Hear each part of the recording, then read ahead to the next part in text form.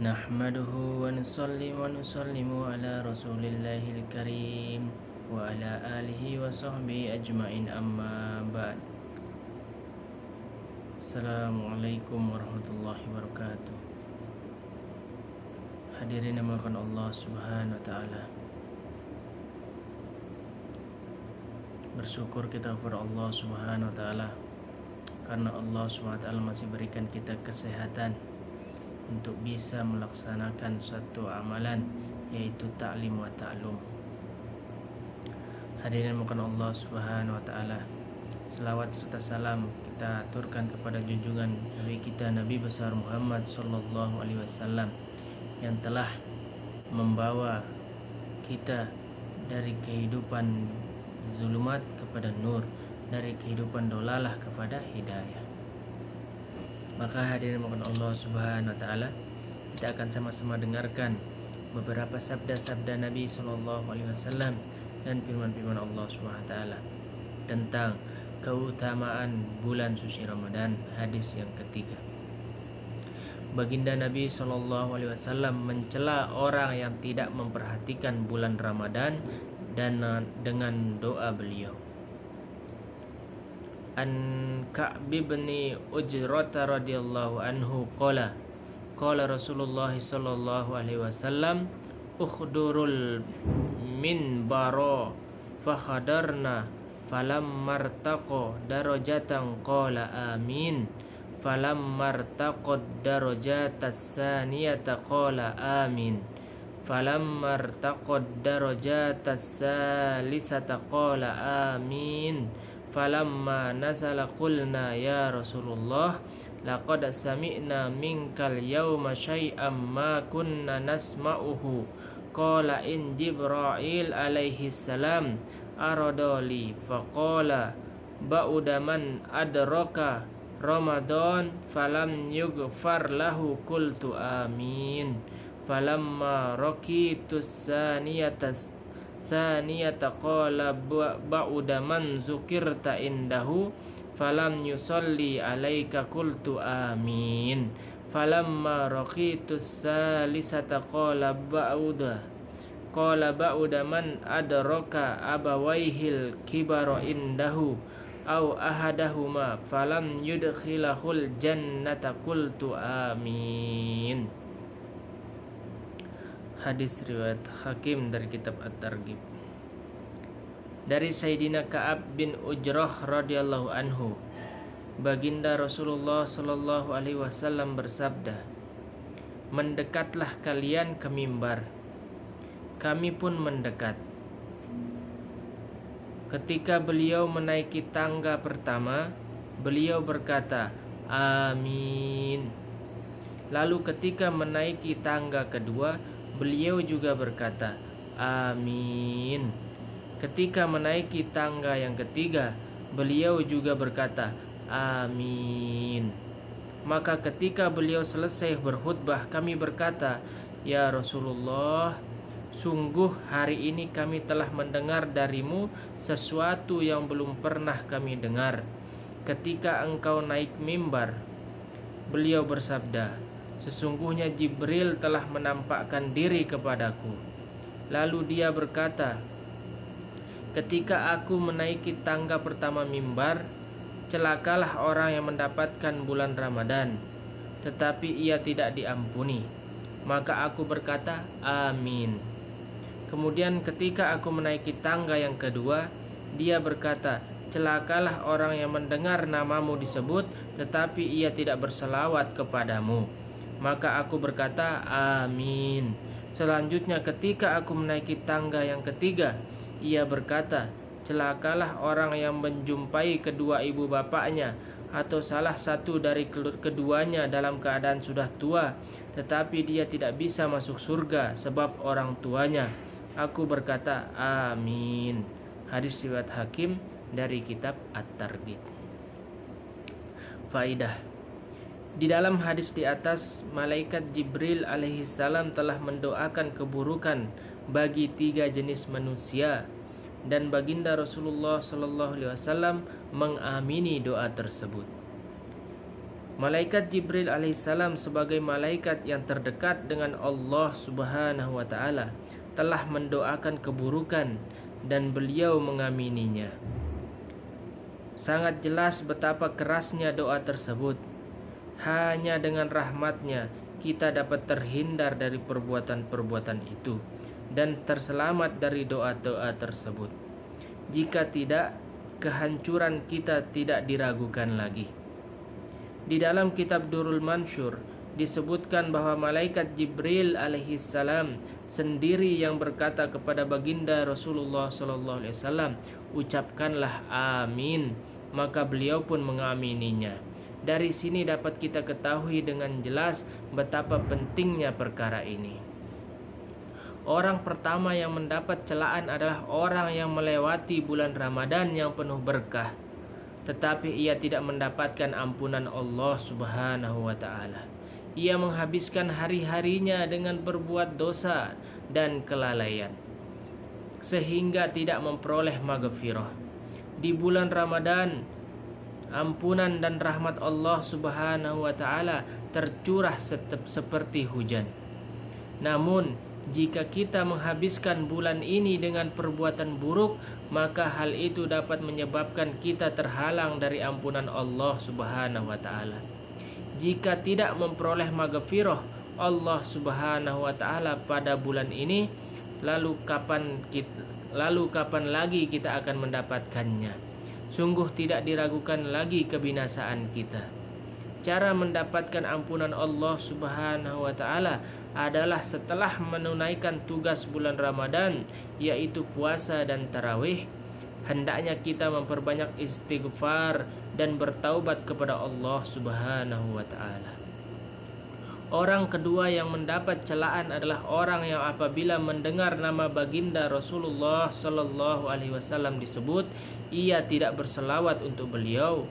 Banyak hadis yang meriwayatkan tentang masalah ini, sehingga sebagian ulama berpendapat bahwa berselawat ketika mendengar nama baginda Muhammad sallallahu alaihi wasallam disebut adalah wajib. Selain hadis di atas, masih banyak hadis lain yang menyebutkan ancaman atas kelalaian ini. Sebagian hadis menyebutkan bahwa orang-orang yang demikian itu termasuk golongan orang-orang yang paling kikir dan celaka. Mereka digolongkan sebagai orang yang keras hatinya dan lupa jalan menuju surga, sehingga masuk neraka jahanam. Diriwayatkan juga bahwa ia orang yang buruk amalan agamanya dan tidak akan dapat melihat wajah baginda Rasulullah sallallahu alaihi wasallam. Para ulama telah menakwili riwayat-riwayat seperti ini atau memberikan kesimpulan hukum yang lebih ringan dari zahirnya riwayat-riwayat tersebut. Namun siapakah yang dapat mengingkari bahwa sabda-sabda baginda Nabi Shallallahu Alaihi Wasallam tersebut adalah ancaman keras bagi yang tidak mau membaca sholawat ketika nama beliau disebut. Hal itu karena kebaikan baginda Rasulullah Shallallahu Alaihi Wasallam demikian besar terhadap umat ini, sehingga tulisan-tulisan maupun ceramah-ceramah tidak mampu melukiskannya. Banyak sekali hak baginda Rasulullah Sallallahu Alaihi Wasallam yang tidak mampu ditunaikan oleh umatnya, sehingga orang yang tidak berselawat ketika mendengar namanya berhak mendapatkan ancaman dan peringatan. Sangat besar keutamaan berselawat kepada baginda Nabi Sallallahu Alaihi Wasallam, sehingga barang siapa yang tidak berselawat ketika nama beliau disebut adalah bernasib buruk. Apakah ada keutamaan yang lebih besar daripada bersolawat? Sebuah hadis menyebutkan bahwa barang siapa bersolawat 1 kali untuk baginda Rasulullah Sallallahu Alaihi Wasallam, maka Allah Subhanahu Wa Taala akan menurunkan 10 rahmat kepadanya, dan para malaikat akan mendoakannya. Dosa-dosanya akan diampuni, derajatnya akan dinaikkan, mendapatkan pahala laksana gunung Uhud. Allah. Dan ia pasti menerima syafaat pada hari kiamat. Masih banyak balasan lain yang telah dijanjikan, seperti mendapatkan ridho dan rahmat Allah Subhanahu wa taala, terbebas dari murkanya, selamat dari ketakutan pada hari kiamat, dan dapat melihat tempatnya di surga sebelum matinya.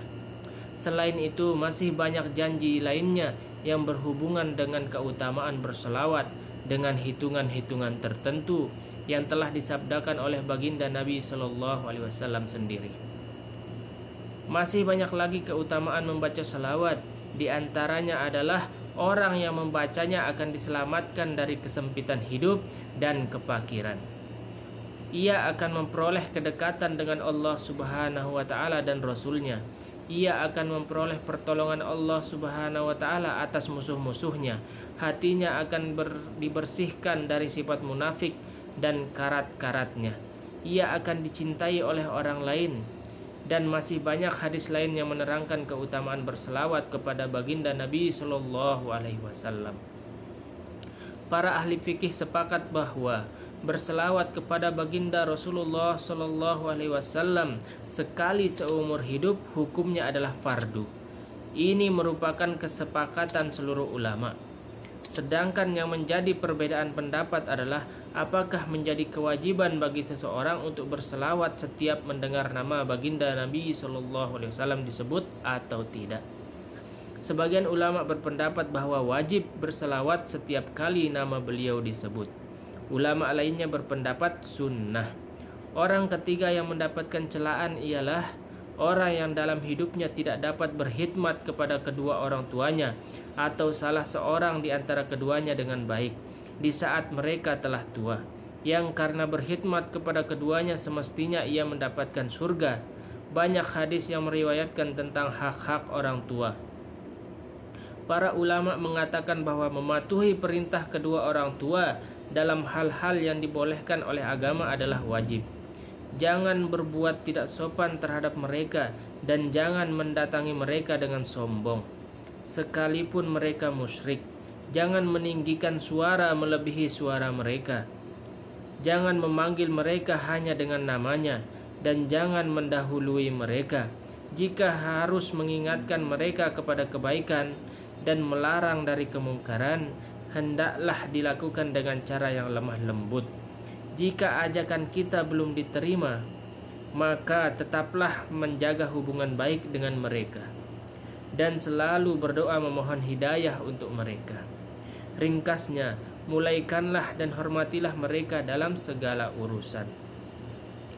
Sebuah hadis menyatakan, di antara pintu-pintu terbaik untuk memasuki surga ialah ayah. Jika kamu mau, peliharalah ia atau sia-siakanlah ia. Seorang sahabat radhiyallahu anhu bertanya kepada baginda Nabi Shallallahu Alaihi Wasallam, apakah hak-hak kedua orang tua? Beliau menjawab, mereka surgamu atau nerakamu. Ridho mereka akan membawamu ke surga dan kemurkaan mereka akan membawamu ke neraka.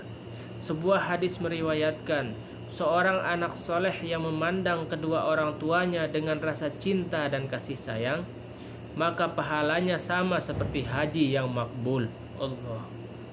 Hadis lain menyatakan, selain dosa syirik, Allah Subhanahu wa Ta'ala akan mengampuni semua dosa-dosa yang dikehendakinya.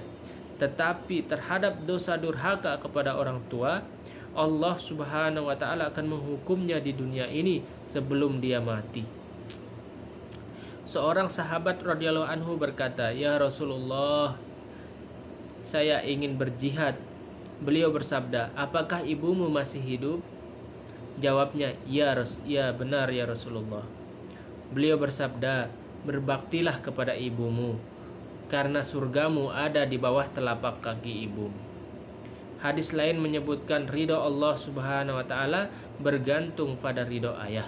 Murka Allah Subhanahu wa Ta'ala bergantung pada murka ayah. Masih banyak hadis lain tentang dorongan dan keutamaan berbakti kepada kedua orang tua. Jika ada seseorang yang karena kelalaiannya berbuat salah dalam masalah ini, sedangkan kedua orang tuanya sudah meninggal, maka di dalam syariat yang suci ini masih ada jalan keluarnya. Dalam sebuah hadis disebutkan bahwa barang siapa yang kedua orang tuanya meninggal dunia dalam keadaan ia durhaka kepada mereka, maka dengan memperbanyak doa dan istighfar untuk mereka, ia akan digolongkan sebagai anak yang berbakti. Hadis lain menyatakan bahwa amalan seseorang yang paling baik setelah kematian ayahnya adalah berbuat baik kepada teman-teman ayahnya. Masya Allah, dimakan Allah Subhanahu wa taala. Lah kita dengarkan beberapa sabda-sabda Nabi sallallahu alaihi wasallam. Kehadirin makan Allah Subhanahu wa taala. Apa yang kita dengar, semoga Allah Subhanahu wa taala berikan kita kepahaman. Semoga Allah Subhanahu wa taala berikan kita kekuatan untuk bisa mengamalkan dan menyampaikan. Dan semoga Allah Subhanahu wa taala jadikan kita menjadi orang yang selalu berbakti kepada kedua orang tua. Untuk kesempurnaan majelis ini, marilah kita tutup dan kifarah majelis. Subhanallah wa bihamdihi, subhanakallahumma wa bihamdika, asyhadu an la ilaha illa anta, astaghfiruka wa atubu ilaih. Assalamualaikum warahmatullahi wabarakatuh.